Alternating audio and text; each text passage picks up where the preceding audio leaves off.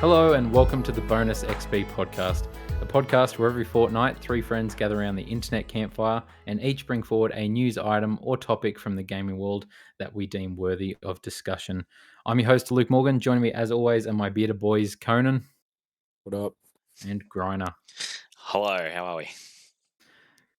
Good. So we'll start the podcast with the way we always start, and that's by asking the most important question you can ask a gamer, and that is, Conan, have you been playing anything recently? Yeah, wise choice starting with me because I've been playing absolutely nothing. I'm moving house, so one of the earliest things we packed up were all my game consoles. So it's pretty much been watching stuff or just twiddling my thumbs waiting. But as soon as we're settled in the new place, I've blocked about a week of my time off. There's one venture I'm partaking, and sacrifice now for benefit later. Fair But enough. Conan, surely you wouldn't have packed your Switch. It's portable. You would think that, wouldn't you? But in my packing flurry, I had a box, and there was what I put all my game stuff in there, all the extras and peripherals and so on, and there was a perfect Switch-sized slot. And I said, "What can I put in here? It can't be the Switch. Well, it has to be." And I put that in, and it was very satisfying. And it's away in the darkness until Monday. See, I moved recently, and I can say the gaming consoles were unplugged about 2 hours before I lived in the new house. Same with my It was the PC. last things to go was my PC and my TV and gaming console. I'm a hack, So I admit it. not a real gamer. No. So this fortnight, I've been playing what everyone's playing at the moment, and what everyone wants to talk about: the game of the year, game of the generation, Horizon Forbidden West. I don't think there's any other games that have come out recently, but Horizon Right. Forbidden West, obviously sequel to the 2017 Game of the Year, Horizon Zero Dawn. Basically, I love this game. Like, I really, really do.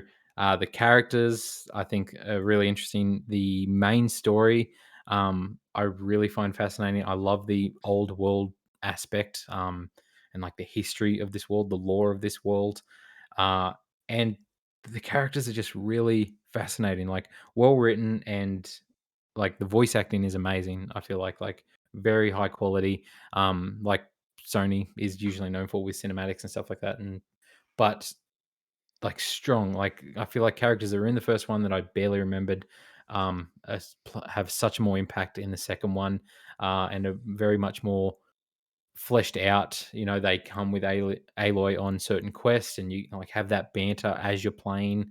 Um, and Aloy's a great character as well, and the graphics are insane. Like, for this open world game, for it's such a big open world. Like, 50 hours in, I feel like I still haven't really scratched the surface of this game. But I'm trying to just truck along in the main story at the moment. I'm pushing everything aside and just going through the main story now uh, to finish it. So I'll come back to it later. But there is other games I want to move on to soon.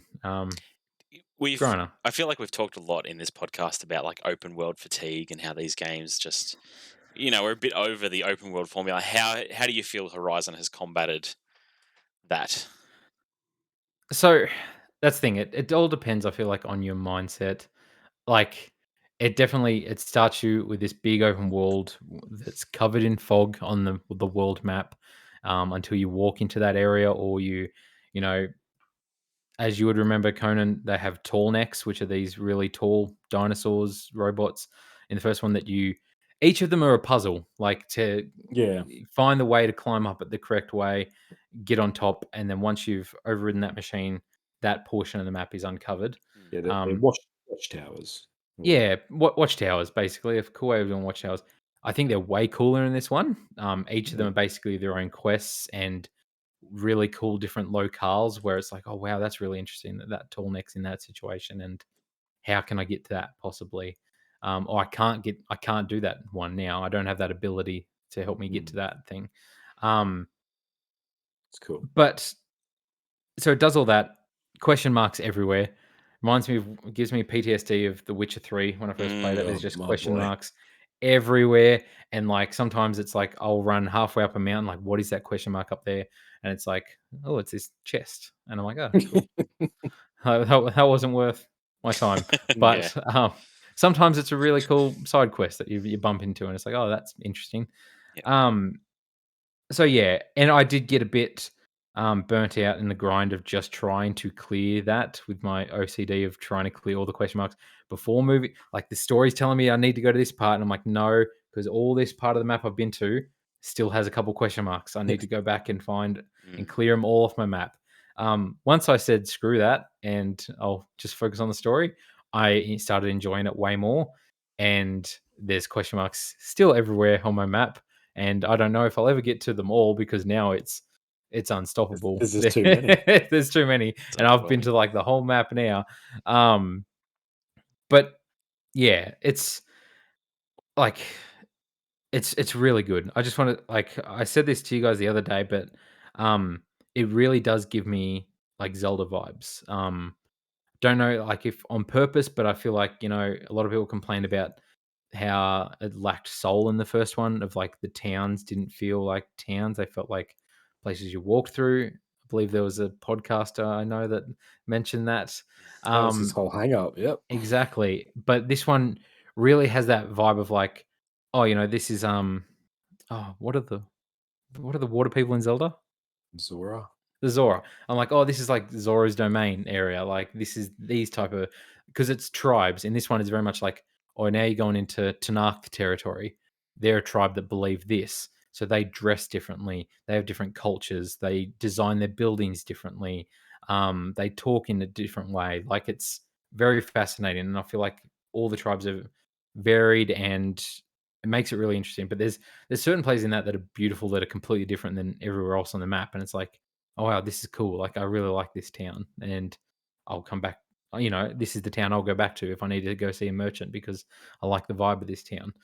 Um, yeah, so a lot of the stuff I feel like they fixed from the first game and made a better one. Is everyone still clean as a whistle?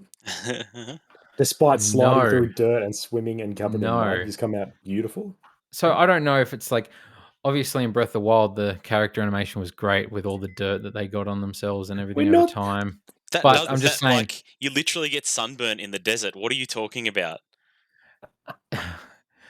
in this one, the characters are sunburnt.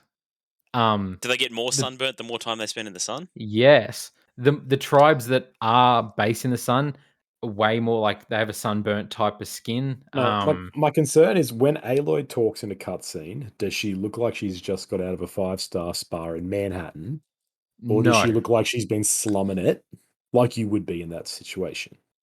slumming it. Okay. Sweat, If I can um, see any sort of reflection off her perfect acne. skin, I'm gonna be mad. No, there's imperfections, like Facial yeah, hair. dirt, grime, facial hair, What? which women do On have, a woman. I know. Um, it's like I don't know. I didn't have that problem in the first one. Like, I don't Yeah, it know, seems like it's just my hang your up for some suspension reason. of disbelief that this is the one game you focus on characters not It being rea it dirty. really took me out of it, hey, and still to this day, I think about it. Yeah, you know what game you'd like? Days Gone. There's a Oh, not in that again! when you slide through mud and stuff, he gets really muddy on his clothes and he Uh, feels Griner, what have dirty you and been playing grimy in that anyway? world. Griner, what have you been playing? Have you been playing anything special? You ready for it? I've been playing a little indie game that nobody's probably ever heard of. No, I've been playing Elden Ring. Holy dooly, I freaking love this game. It is so good. So damn good. Um, I mean, it's basically Dark Souls. I don't think anyone's under the illusion that it's not. I'd love to see how much input George R. Martin had into this game because it seems like he said you shouldn't call them souls, you should call them runes, and that's about all he did because like it's just Dark Souls in an open world, but it works so well. Like, Yep. I've seen a lot of comparisons to Breath of the Wild, and before I played it, I'm like, that is such a weird comparison. I can't think of any more Mm. different games than Dark Souls and Breath of the Wild. But it's apt in that one of the things that Breath of the Wild does so well is it's constantly giving you reasons to go explore things, and it's constantly surprising you. And this game is full of those moments. Like one of my favorite. I don't want to spoil the game too much. So I'm going to talk about Breath of the Wild instead. But one of my favorite moments in Breath of the Wild is the first time you discover the sky dragons. And then the first time it happened to me, I was standing right next to the lake where they spawn, and all of a sudden this dragon, just giant dragon, comes out of the lake. And I'm like, holy crap, is this going to attack me? Did I do something to anger it? What is happening here? And Dark Souls does that to you constantly. I mean, Dark Souls, Elden Ring, Elden Ring, Elden Ring does that to me constantly, and it's so much fun to explore this world. Um, I love So it. I just love it. It's so good. that's the thing. Like, obviously, I haven't heard any feedback from you since it came out. I feel like we've been saving it for this podcast. Like the day or two before it came out, and all the reviews started coming out, I was like, "Holy shit! This is Griner's new. This is Griner's perfect game." It sounds like everyone's saying Breath of the Wild meets Dark Souls. Yep. Ha- obviously, you haven't finished it. I don't Nowhere, think. nowhere near, nowhere No. near. So, what's like at the moment where you're at?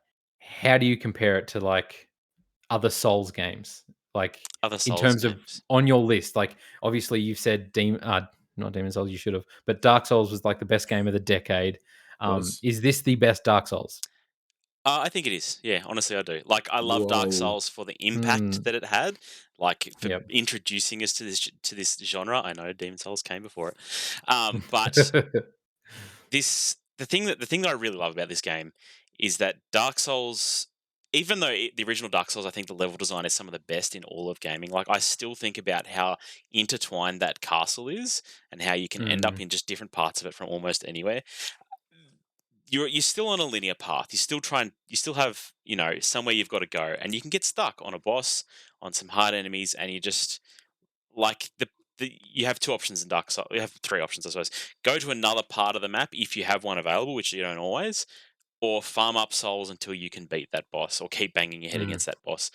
In Elden Ring, like, the first proper boss is freaking hard. Like, I went up against it. Like, I went basically from the starting area through the sort of, it kind of guides you. There's a bit of guidance in this game, unlike Dark Souls, and it guides you to Ooh. this first boss. And I come up again, and like, I had no hope of beating this guy. He was so hard.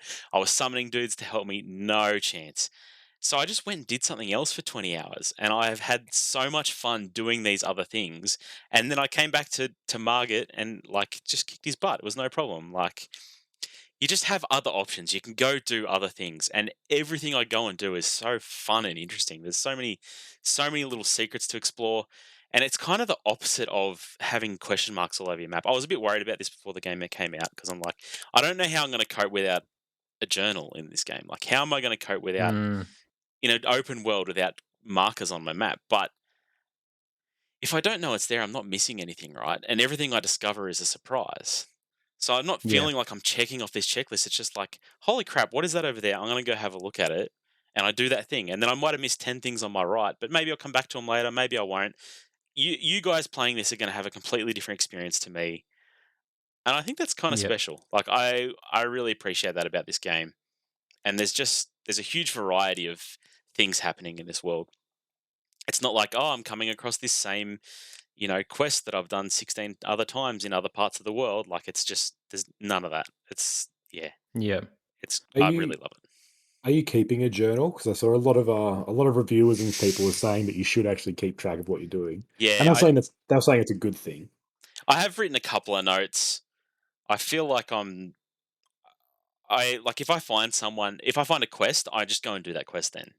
I don't, Okay. I try not to veer off. Have I a try and, quest log or yeah, anything. I just try and go and do that quest. But I know there's stuff that I've like talked to NPCs about and have forgotten, or like can't quite remember what I was supposed to do. Like, maybe I'll look it up later, or maybe I'll just ignore it, because I can still get to the end of the game without doing every single little thing.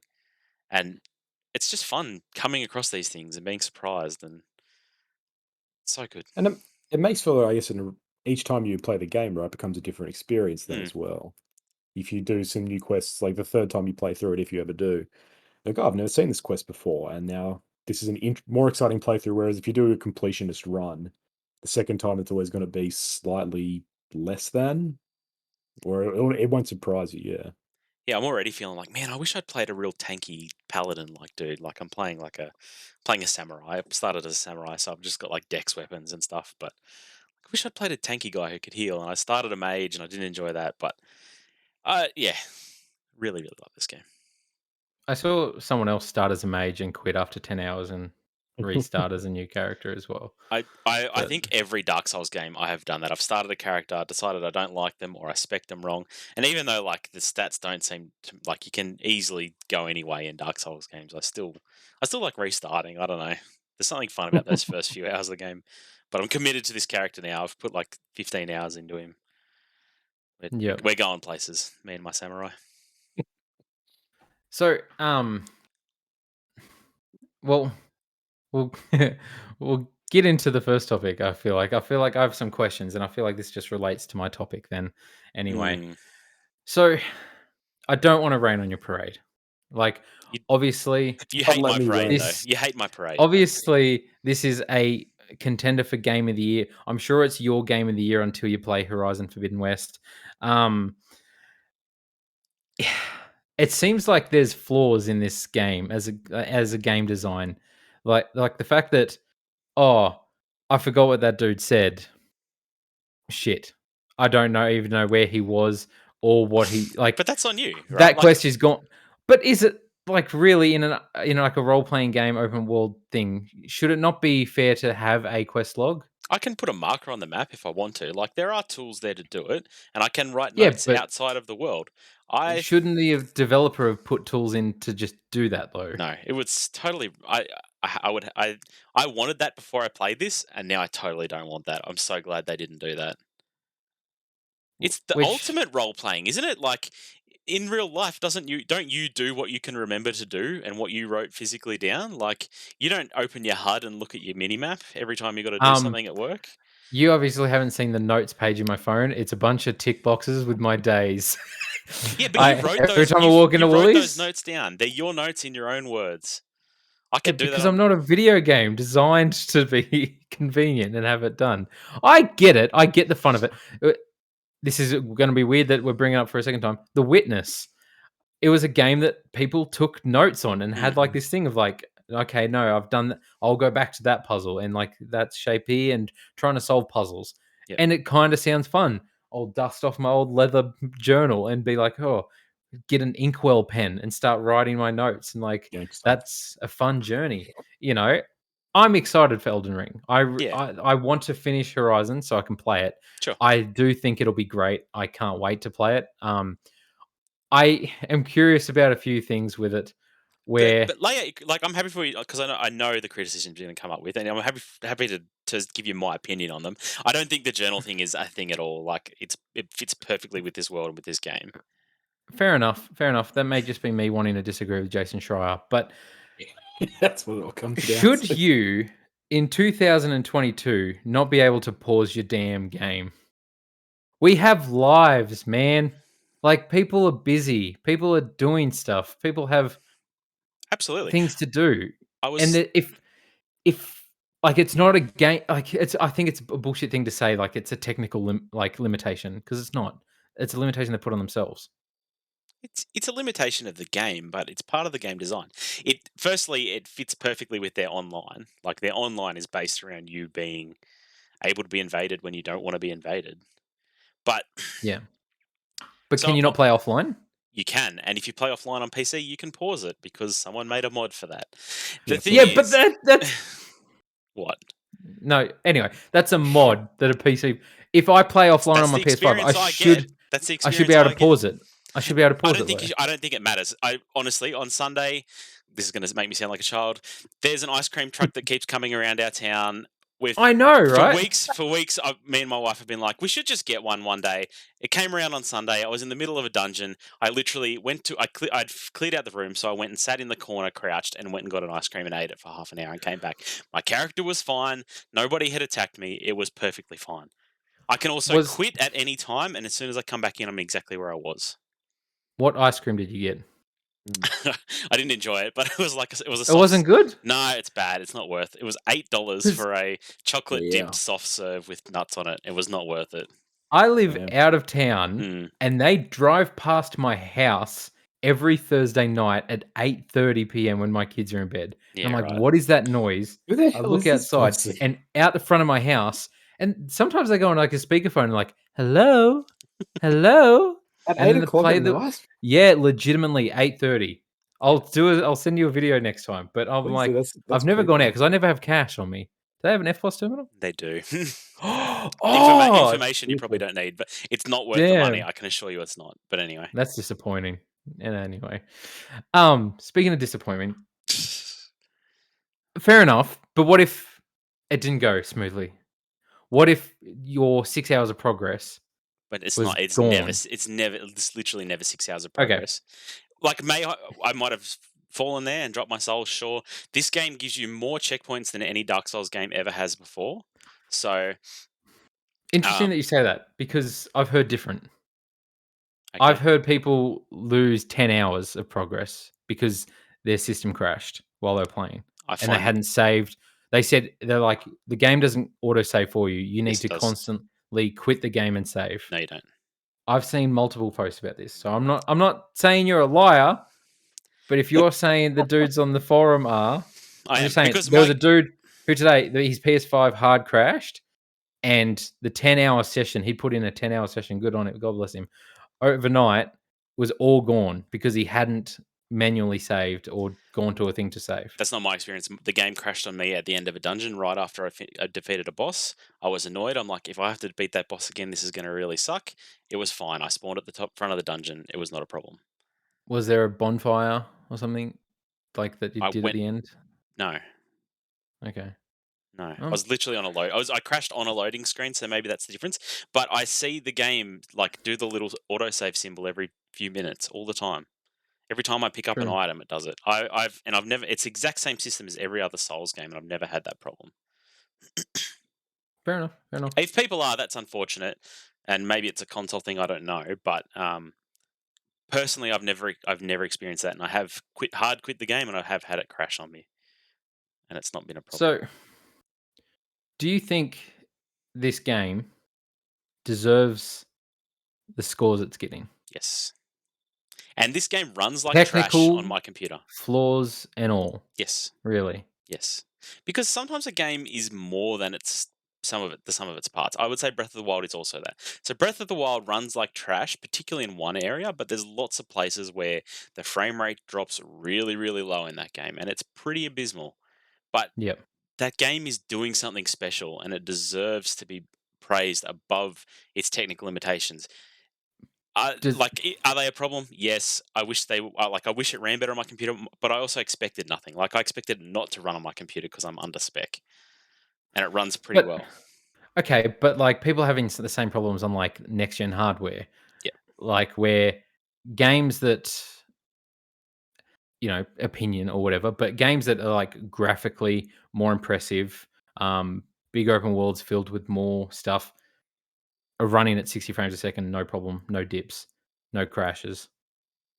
But those sort of games seem to get picked on for minor graphical glitches, like a texture pop in here or hair cutting through like armor.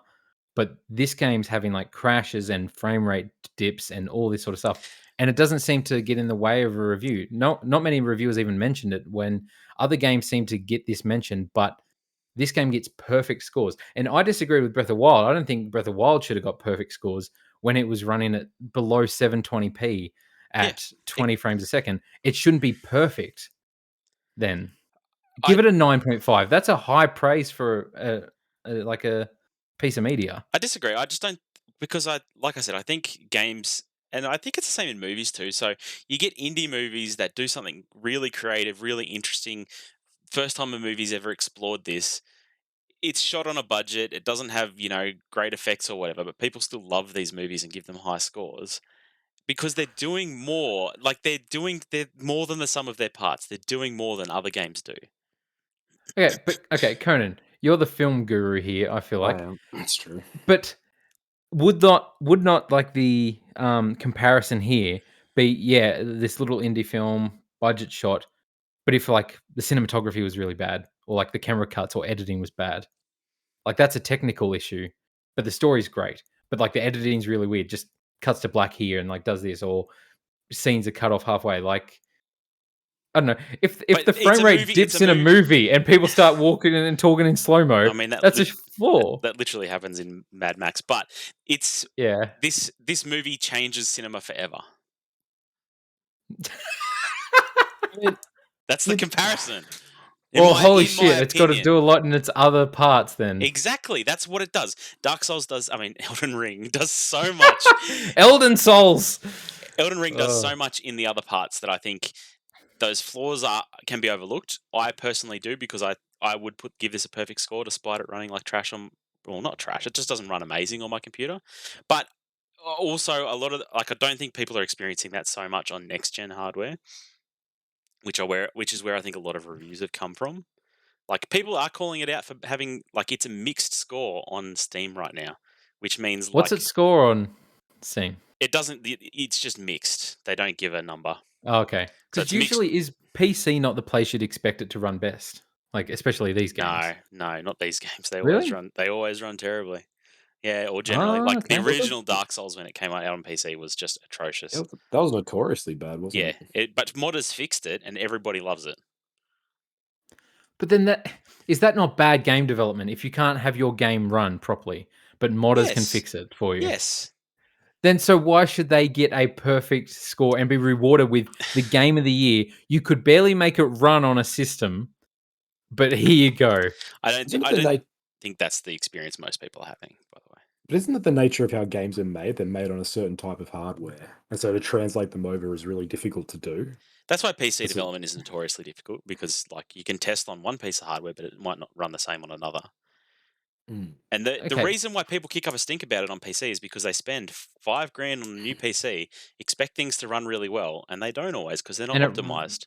And it's running better on a $700 next gen console. Well, but my 7-year-old PC is running it just fine.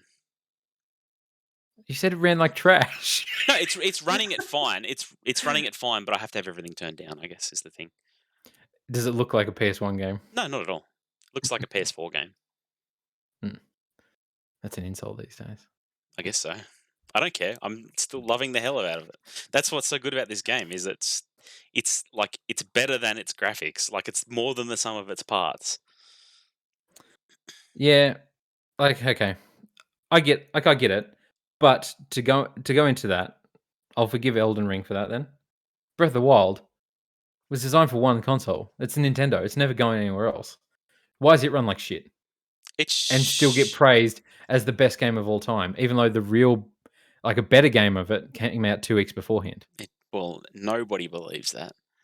I do. You do for some I reason. do. Are there any You perfect genuinely games though, can't. are there any games that have come out that are like perfect and you're gone, there is zero wrong with this? No. Like, Last of Us. No. But even then, there are arguments you could make about certain elements of that, right? Like, there's no such thing as a perfect game. It's the nature of a perfect score is that it should be by definition unachievable, but thus the criteria is unfair, so you need to make it achievable. So perfect tens aren't actually perfect tens because there will always be a flaw. No, and I used to have this debate with people when they'd be like, "Oh, Uncharted 2 had this. How can it get Uncharted 3, how can it get a 10?" And it's like, well, IGN defines their 10 as like it's it's masterful. It's not perfect. It's masterful of what it does. But if it's not running good, then that's not masterful, is it? Like, Uncharted 3 wouldn't have got a 10 if it was dropping below 30 frames a second and glitching out and having like Because everything else it does is not as interesting as what Elden Ring is doing. But That's the truth. Okay. I mean, there's that element, but is that what you're looking to get from game? Like, if you come into it looking for, masturbatory tech, and you'd be like, wow, this runs so smooth. I've never had a bad experience with this, how visual it is. And that's what you expect from a game that's not trying to do that. Like, No, but isn't that just a different expectation? Whereas if the game comes out, it's like, I'm going to be the best tech demo you've ever seen. And you go, cool, that's perfect in my eyes. Whereas someone else like me will be like, I could not give less of a shit when its frame rates drop, I don't care because I've transcended such menial things. So if this aspires to do something else and it does that, like, that's perfect for someone else, right? Yeah, but what if it's not just that how it runs? Like, it's crashing. There's glitches. Like, you can't finish certain things because it's constantly crashing and it's causing you hours on hours of extra time. when do you quit on that game? I Like, I quit on Fallout New Vegas when it crashed and I lost 4 hours of progress, Well, and that I was was like, wrong of "This you this because game that is game not crashed on me. worth." No, it is because that game crashed on me literally hundreds of times, and I have nothing bad to say about it. Because despite all of its technical problems, what that game did, speaking of New Fair Vegas, was bigger than that. It did so much more than require smooth running. Yeah, like, I get that. I'm not a person who will plant my feet in the ground and say, like, "No, this doesn't deserve this score." Yes, you Yes, Because you no, are. That's exactly the but person you no, are. my whole thing, and Mhm. the reason I'm bringing it up is the hypocrisy of it. The hypocrisy. That Hypocrisy. that games 2 weeks beforehand or 2 weeks from now will get marked down for that sort of stuff. But I understand the rest of it's not doing as amazing as Elden Ring is to lift that parts up. But how can you not mark down this game, but literally be like, "This game would have got a higher score, but there was some graphical hiccups." But people who experienced those graphical hiccups often did give it a lower score. Like Digital Foundry said, you shouldn't buy it yet. You should wait for it to be patched. You should wait for it to come good because Yes. it possibly will. Digital Foundry, the tech expert, seemed to be the only person that said, "This game is not running in an acceptable condition." Everyone else said this game is the greatest thing of all time, But doesn't that speak to them with no being mention of they're tech graphical guys. They're or tech guys. hiccups. Yeah, So that's what they're there for. if that's their jam, that's what they're about, then of course that'll be a game Yeah, breaker. but the nerdy journalists bring up tech issues in every other review, except when it's Nintendo or from software. This is Mm. such a stupid argument. Look, here's my genuine opinion. A game like Horizon Zero Dawn is the most boring, rote game I can imagine. It sounds like the most Oh, it sounds like an open world game we've had done 100 times before. No matter how good the story or the setting is, the gameplay is going to be just what I've done before in the last Horizon game or in Breath of the Wild. A game like Elden Ring is special. It does Breath of the more Wild. It than came out before Breath of the Wild. I mean, so not Zero Dawn, like whatever this most recent one is, Forbidden Forbidden West. West. Like it doesn't interest me because it just sounds like a tick the boxes in the open world and get to the No, I shouldn't have end. said that. There might be a good story. The graphics are beautiful, but like that doesn't excite But me. That's not what I'm there for in games. no, fair enough. And I'm a story guy, so like story is very important to me, which is why like a lot of Souls games are bad. But Oh gosh. I'm sorry. That's Yeah, a little that's jab fair. because I There's feel like deep my stuff's lore being there, man. You attacked. just got to watch the YouTube videos. Exactly, and watch Vati Vidya Yeah. explain it.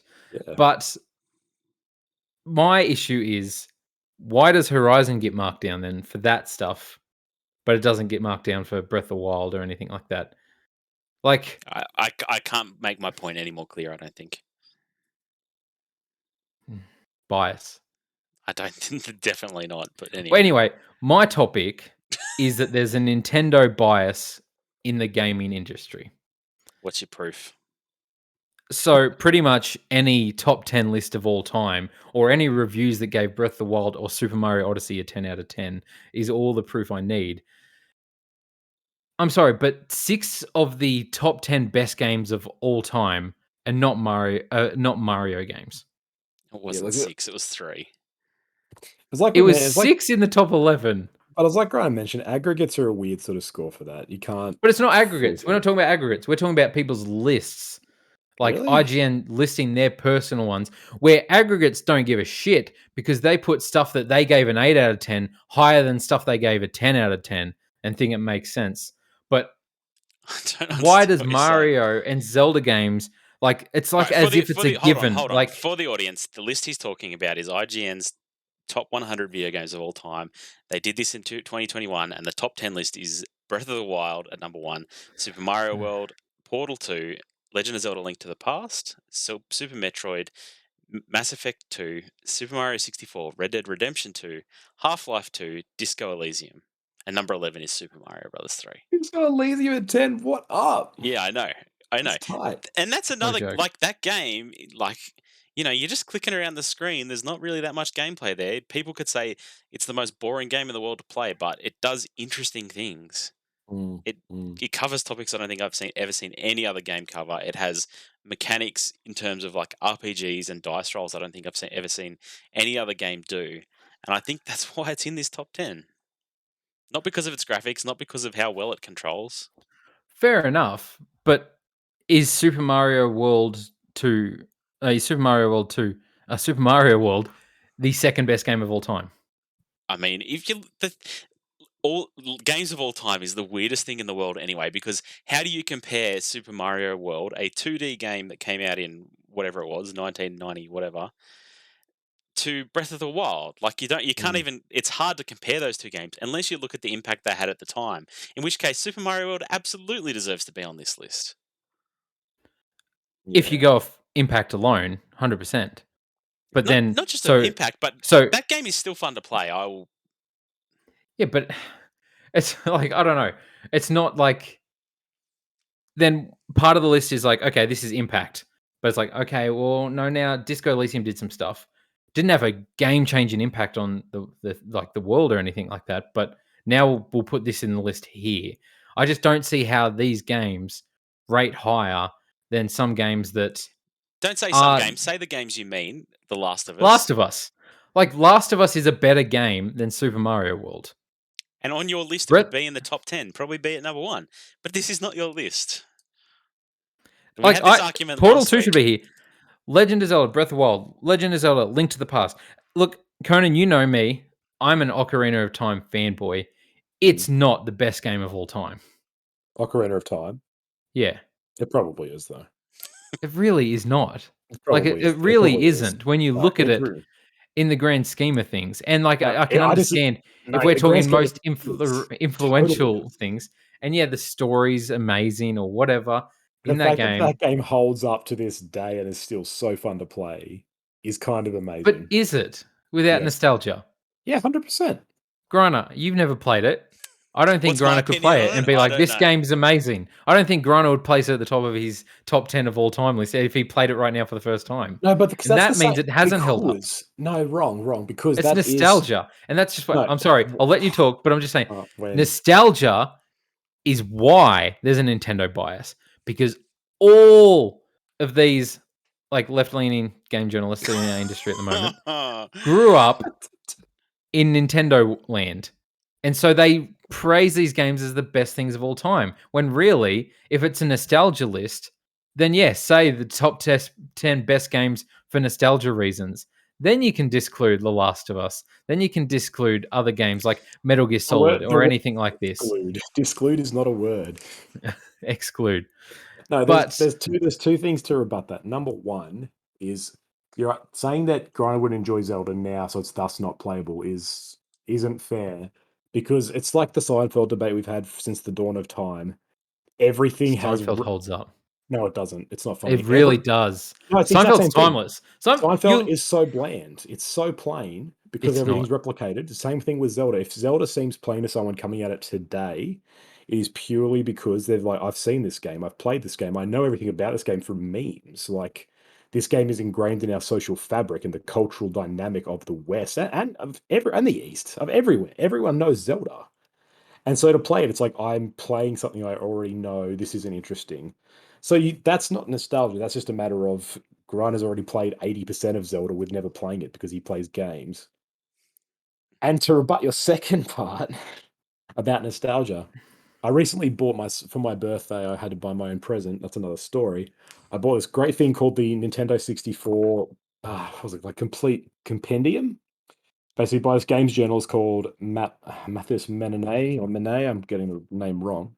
And it's basically this complete composition of the Nintendo 64's history. And he talks at length in there about how this console that was inherently inferior in terms of hardware, in terms of games library, in terms of almost everything, just universally outranks every other, like its competitors. No one remembers the PlayStation 1. Everyone remembers the N64. The N64 reigns supreme as one of the most important consoles of everyone's life. Everyone knows it. Everyone played it. Everyone had memories with it. Whereas all these other consoles at the same time, no one cares for. PS1s are irrelevant technology that no one wants to touch. But the N64, everyone's like, bring it out. We love it. And I think you could make that argument. It's not just nostalgia. it's actually like, no, at the time when this was still inherently worse, people resonated with it more for some reason. And so the question here is like, what makes games perfect? Why do these games outrank it? You've got to tap into what that's achieving. And like Nintendo as a company, I think they do have a vein tapped of what makes gaming fun. They push boundaries. They do things that they don't always do things that are super edgy or dark, but they do know how the medium sort of resonates with people and what people want in games. And so it's not for everyone because nothing is. But I think there is this real sense of like Breath of the Wild came out. I've got a friend who's not a gamer at all. He plays COD and he's played this. And me and him had like a 3-hour conversation about Breath of the Wild. And he was just Hmm. like, the game is, he blew his mind. And I'm like, you were the last person I'd expect to. But something about it I mean, he just just plays Call resonated. of Duty every year. Yeah.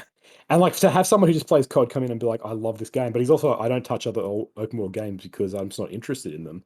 But I gave this a go and it Did he changed me. like the Nintendo 64 when he was younger? I actually don't even know if he had one when he was younger. I don't think he did. Hmm. But like, what I find, I felt like you just described nostalgia. You said that that's what the Nintendo 64 That's not was. nostalgia. That's not nostalgia though. Nostalgia is just having a good No, but like, is a misremembrance because even at the time the N64 was still more universally remembered. And okay, but console like, someone now getting into the games industry isn't like, oh shit, yeah, the Nintendo 64 busted out. Where's my wired controller? Let's play Mario Party. Oh, is this middle analog stick? Let me bruise my like palm on this. no one's doing Like, that with any of the contemporaries. No one does that with any of the older consoles either. no, but you're saying that people do that for Nintendo 64. I'm saying people look at that and feel like that console was amazing, and they see something in it more than just all like less than the sum of more than the sum of its parts. There are reasons on paper it shouldn't be in the same way that Breath of the Wild shouldn't be number one because it's not 60 frames per second, which is apparently the fucking holy grail of gaming for some stupid reason. Just because it doesn't run at that means it's not the best game.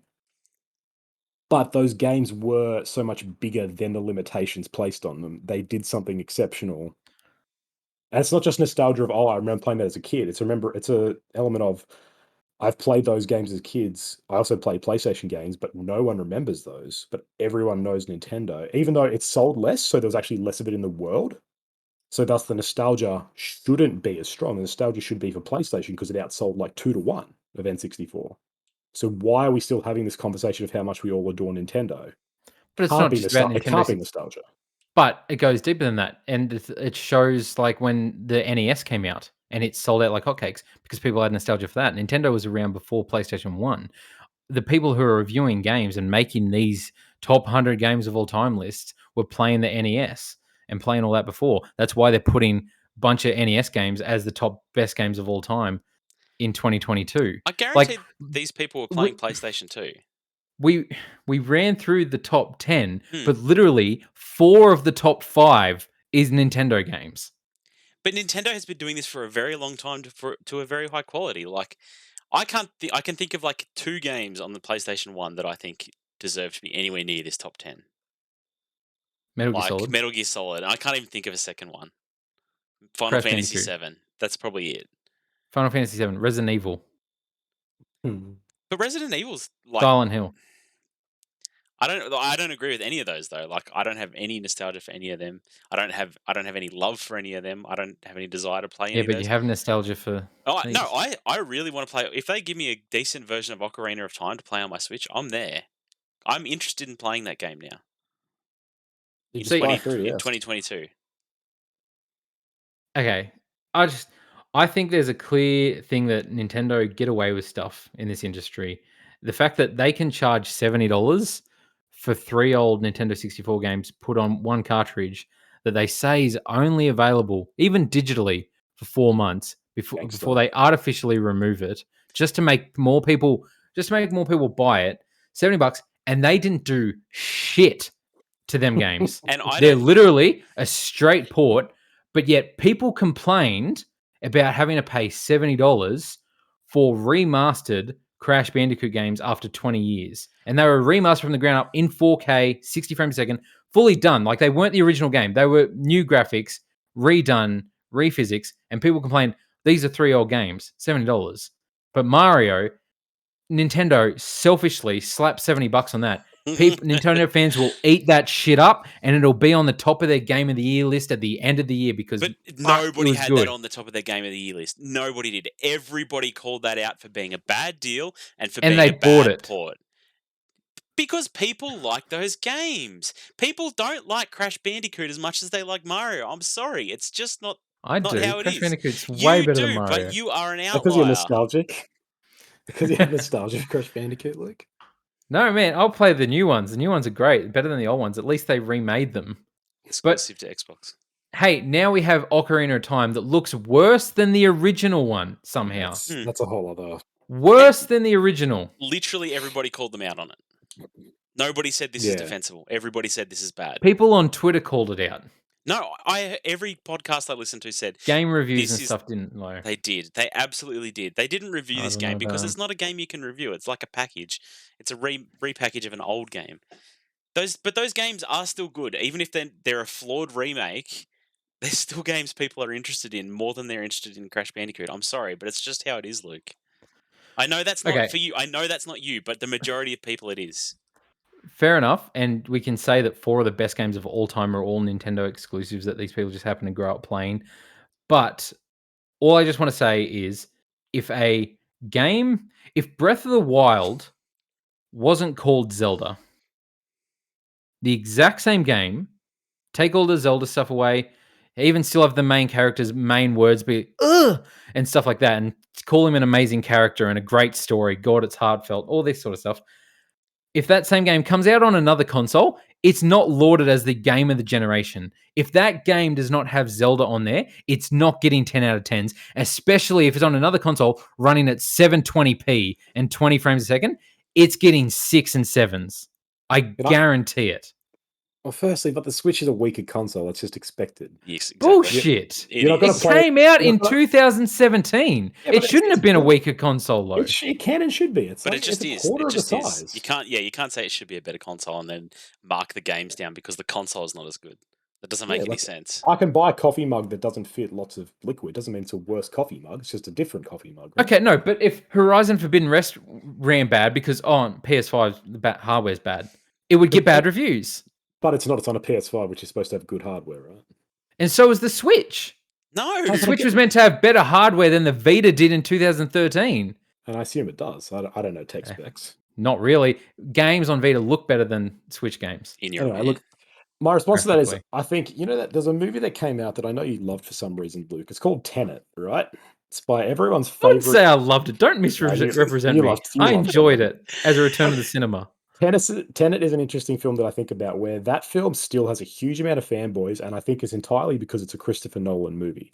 And so you have to understand, in any artistic medium, legacy does play an impact in it. And in a case like Zelda Breath of the Wild, even, you're right, if it's not called Zelda, would the game be different? Yes, because it is an entirely different thing. But to see a genre with the same creative team and visionary and sort of thesis and ethos behind it, to then come out and be like, this same sort of title is doing new interesting stuff, that actually does make it better because it's a legacy title. And you can say, oh, but as a game, blah, blah, blah. It's like, no, but that's just not the case. In the same way that you slap Christopher Nolan's name on a film and it makes a pretty mediocre thriller seem better than it is, because it's like, oh, this is this person. I know what to expect. They have legacy here.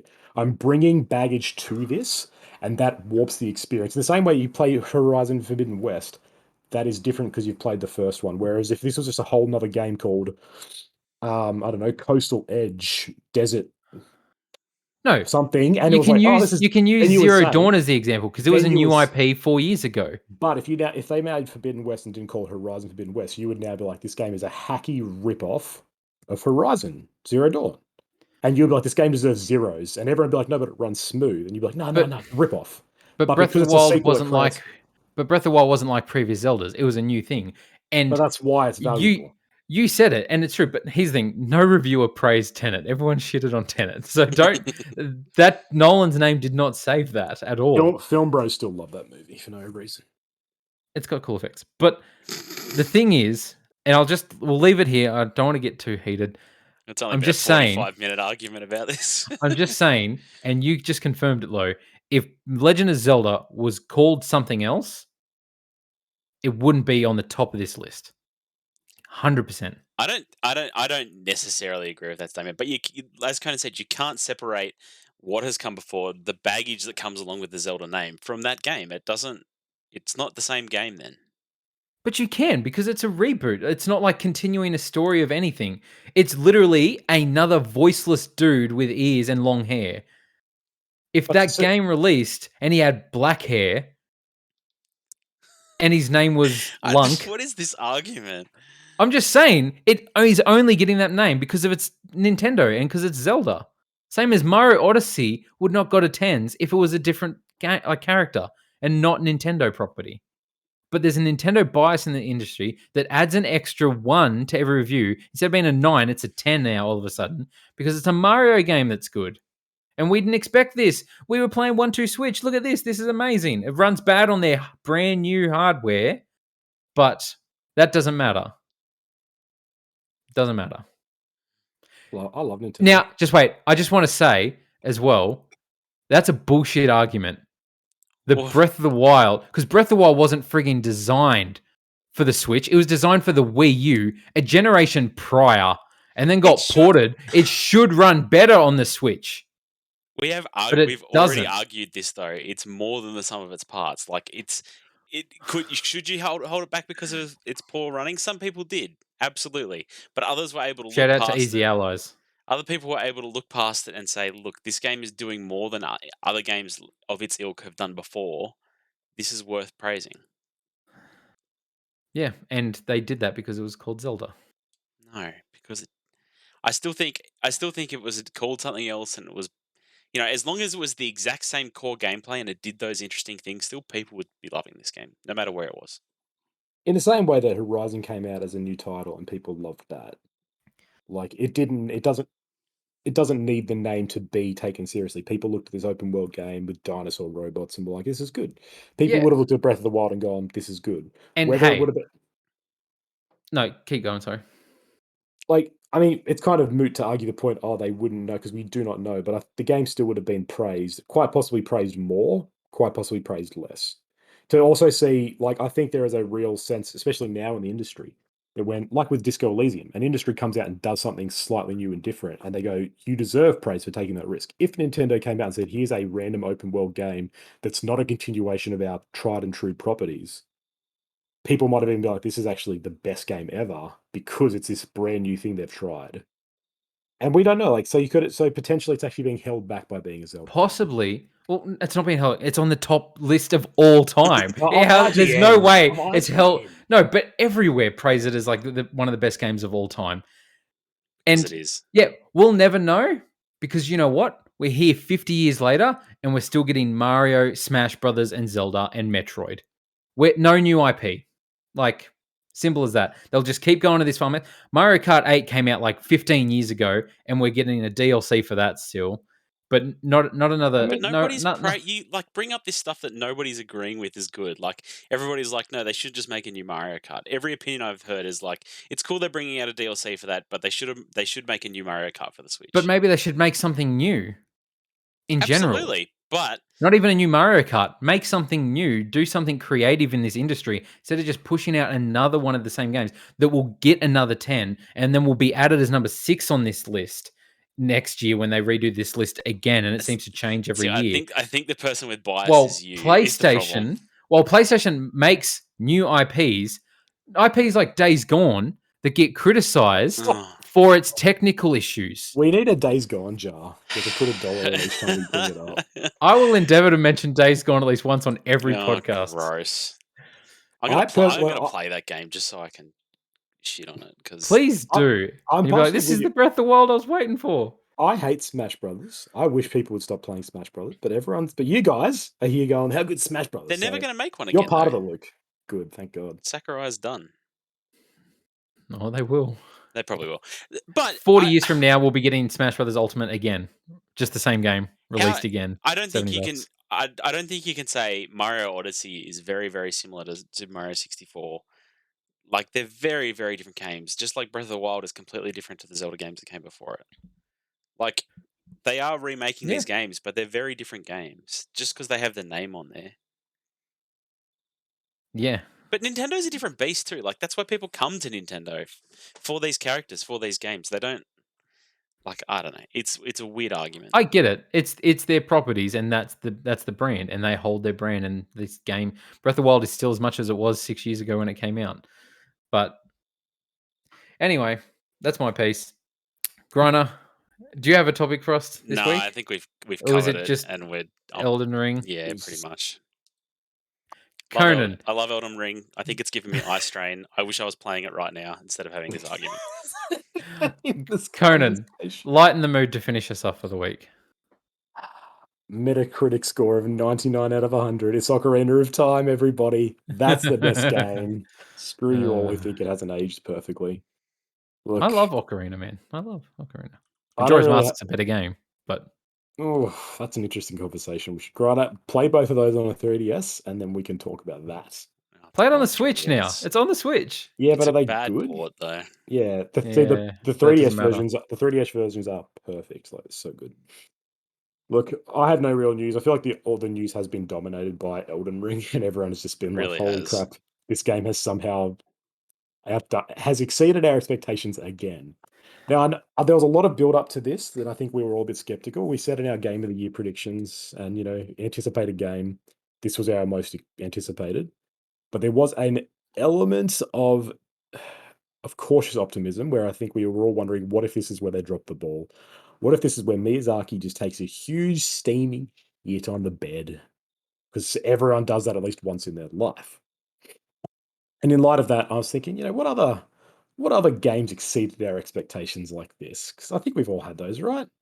I'm not talking about games that you're like, I'm not expecting anything, and then I was pleasantly surprised, because we've all got those are a dime a dozen. But those games that you knew would be good, or you're like, I'm gonna love this, and it's rarer when you get that, and it's like, this is better than I ever thought possible. And it's such a euphoric feeling. I'm going in to play 9 out of 10, and I'm playing a 10 out of 10.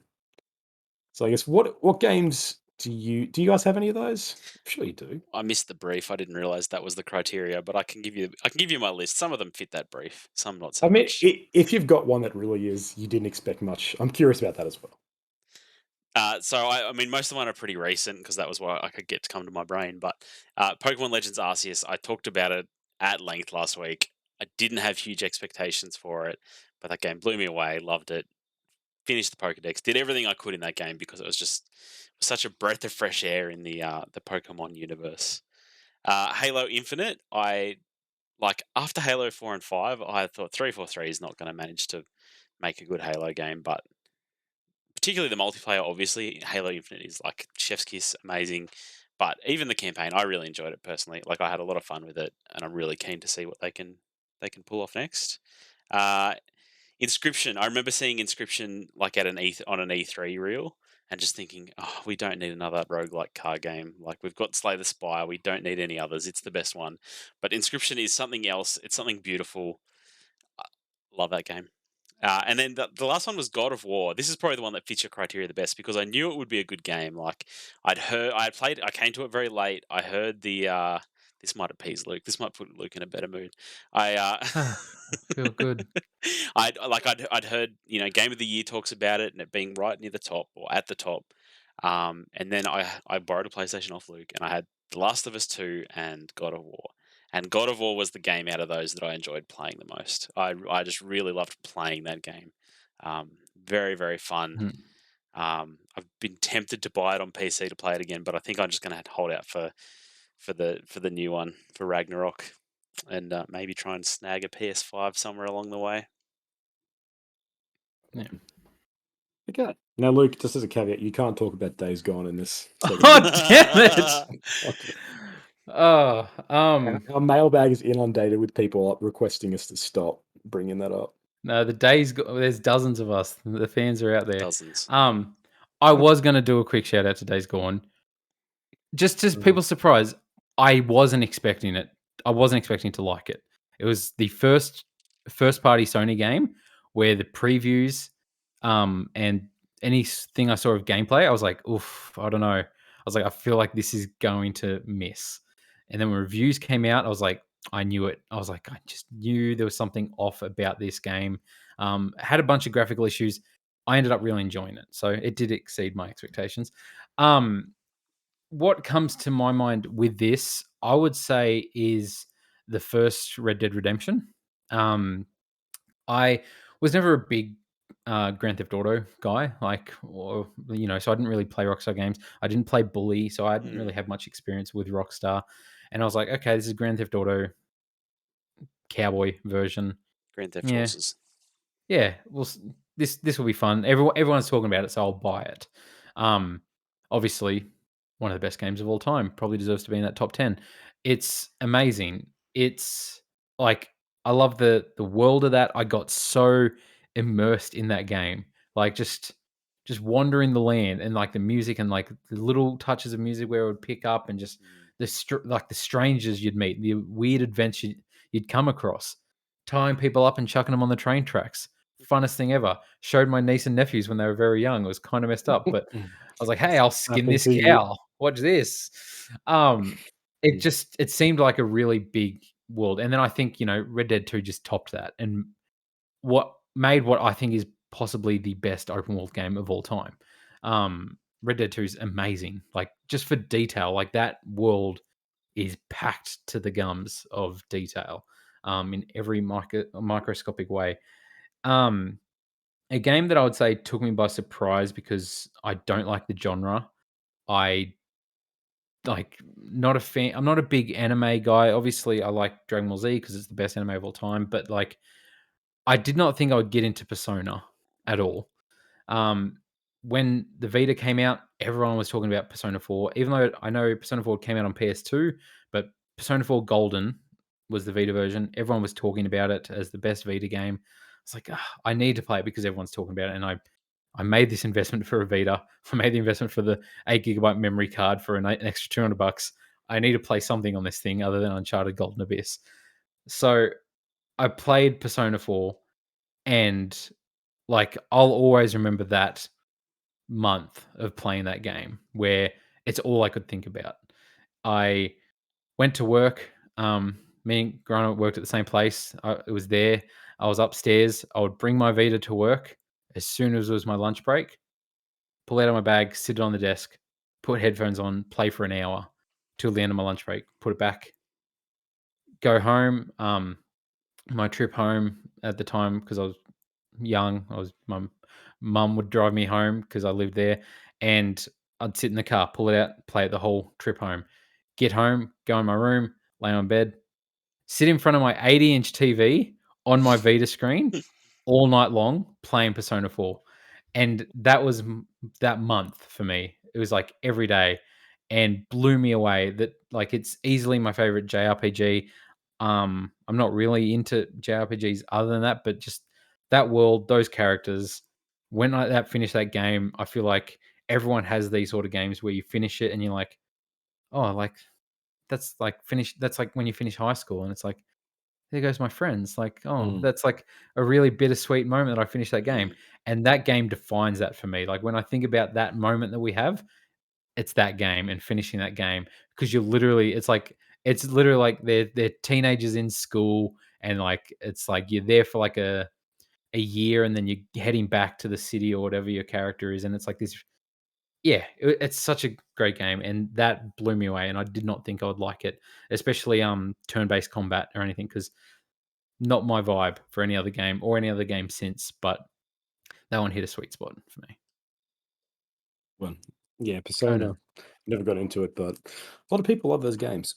Yeah, yeah, there's a few that sort of fit it. So define my own criteria. A game that I didn't expect too much, but was blown away by is The Evil Within 2. Like, I still mm, think about that. Something about that game. It's so comforting despite being a horrible, disturbing game. It's genuinely like I like playing it. I don't know why. Um, Another one, BioShock 2, similar deal. There was skepticism coming into it after BioShock 1, and at first I was like, "Oh, it's not as good," but the more I play it, I'm like, "That's actually a really damn good game," and it's a very deserved sequel. And like Metro Exodus, I was knew it would be good because I've loved all those games, but they nailed sort of the small open world formula. Bloodborne as well. I was very skeptical for a while playing it. Or coming into it, I was like, it's too fast. It's not the chess match that is Dark Souls. And it mm, took me a while to get into. I played it a little bit, couldn't get into it. I was like, this game sucks. You're all hacks. No one's ever played no one's ever truly played Dark Souls like I have, and then I got into it. It clicked with me. I'm like, this is the best, Dark Souls evolved. basically. But the one that I think it takes the cake is GTA 4. Did Luke? You said you aren't a GTA fan. Did you play So, this at all? you know what? You nailed it. Like, it sort of slipped my mind. This is why I played Red Dead, because GTA 4 Mm, blew me away, and it was the first Grand Theft Auto game I got into, and I was like, because everyone gave that game tens, and it was like, it was such a big thing when it came out. And yeah. yeah, 100% loved it as well. Right. Grana, did you play it or any of I the I GTAs? played a lot of it, not all of it. But Okay. What were your Nico thoughts on it? Bellic. yeah, it was good. I came to it very, very late. Like I think I was playing it when GTA 5 came out, maybe. Yeah. But yeah, I enjoyed it. I Like mean, it that was was. also a long time That ago. was Yeah, 10 it years was a ago. long time ago. You're right. No, it's obviously a very good game. Yes, I enjoyed it a lot. Yeah. Because it's one of those ones that, like, in preparing for this, it tops a lot of lists or comes to at least the top 2 or 3 of all of them. On the Metacritic's best games of all time, it's actually number 3, which blows my mind. Um, Mm. it beats all the Nintendo games except for Ocarina. But it's the kind of game that I feel like it's like it's the Last Jedi type conversation. It's critics love it, but I feel like fans of GTA don't. I feel like this is kind of the black sheep in a lot of ways. And everybody plays GTA 5, and a lot of people, myself included, have incredibly fond memories of Vice City and San Andreas. But I feel like all those people who are like, yeah, I've played all the GTAs, they don't look at GTA 4 fondly. They complain about the cars. They're like, oh, it handles like a boat. Oh, Yeah. it's grittier. Oh, your running isn't as smooth and it's not as goofy. Your And brother's always calling you to play bowling. Uh, like, and all of that is true, but I think that's what speaks like the tonal shift away from sarcasm to satire is I don't know, maybe it hit me at the right time. It's 2008, so I was in year 9. So, I was a teenager. I was becoming a he man. was he was really in that deep, that middle-aged stage That's of You're no, dark but big and into satire melancholic. at year 9. Yeah. But I think I was watching like this evolvement from like just silly sarcasm to there's actually a scathing commentary on the American dream rather than just like let's make fun of stuff. And Mm, that to me was just like this is what the games have always tried to do. They've always tried to make fun of it and point out the folly of America and the capitalist society. And here's like a genuine tragedy that's so fun to play and really witty, really sharp, but also so emotionally taut. The characters are fantastic, even your bowling cousin. yeah, Like, I just think about it, I'm like, GTA 4, yeah, absolutely blew me away. I knew I'd like it because I loved San Andreas, and Vice City, but I wasn't expecting this shift, and I was like, this is it. This is GTA for me. And yeah. it's a masterpiece in every way, and I cannot sing its praises enough. It's funny, when I think of that game, it's very brown.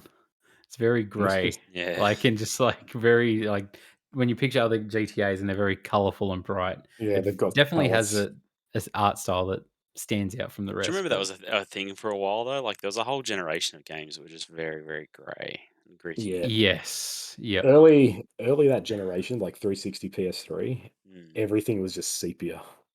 And Gears of War. Yeah. there Yeah. was that whole, they call it the piss filter that a lot of games in, like, the PS2 era had, like Resident Evil 5 is, like, one that, like, has this weird, like, haze to it. I saw a photo the other day, someone removed it and made it, like, normal color, and it looks so much better. But, That's yeah. funny. Um, Yep. but, Grand Theft Auto was amazing. 4 Yep. was as well. Um, well, that's all for this week. We'll go back to be playing Elden Ring and Horizon and nothing. Until Shut next up. Shut time, up. where we'll probably all be talking about Elden Ring, and maybe I'll eat my words, or maybe I'll be proven right that it's not a masterpiece. Who knows? We'll see. Um, Thanks for watching. Like and subscribe. This episode was actually brought to you by the new book, new-ish, a few months old Getting pretty old now. It will book. exceed your expectations though. The classic book by C.V. Clarke. It will exceed your expectations. It is worthy to be on the top lists of anything. Metascore of Um, 99. the industry doesn't have a Conan bias yet. He's not at his Christopher Nolan phase yet, but one day No, maybe. one Who day. knows? If you like this podcast, you'll like our other podcast where we discuss movie trilogies. That is The Good, the Bad, and the Worst. Where every fortnight we sit down and review a movie trilogy and rank them. You can find us at social media at Bonus XP Podcast or at Good Bad Worst Podcast. Until then, we'll see you next time. Peace. Bye. Laters.